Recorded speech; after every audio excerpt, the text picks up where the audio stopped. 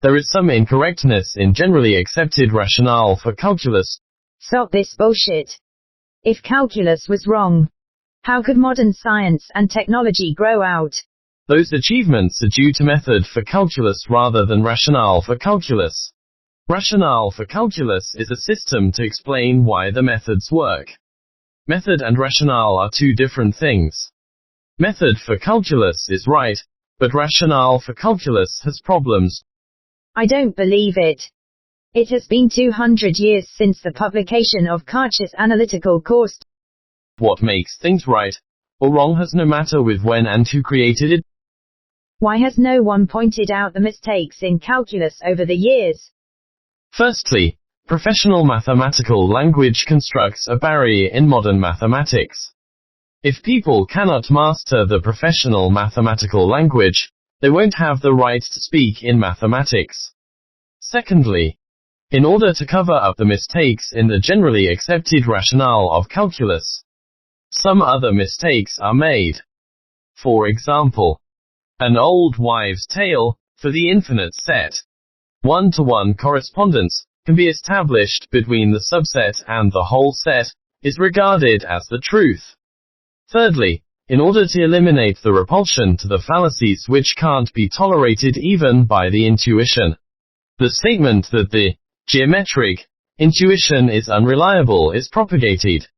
If you have any question about the mistakes of calculus, you can read the article, A Brief Discussion on Incorrectness of Generally Accepted Rationale for Calculus. All these problems mentioned in this paper are about classical calculus, which had long been solved in the theory of functions of real variables and the modern analysis. Is classical calculus that you are talking about still widely taught? Regardless of this, does the theory of functions of real variables really stand? We can have a good discussion. In order to enable more people to understand it, we discuss it in the vernacular mathematical language rather than professional mathematical language. In the last series of videos, we introduced 30's article, A Brief Discussion on Mistakes in Current Principles of Calculus.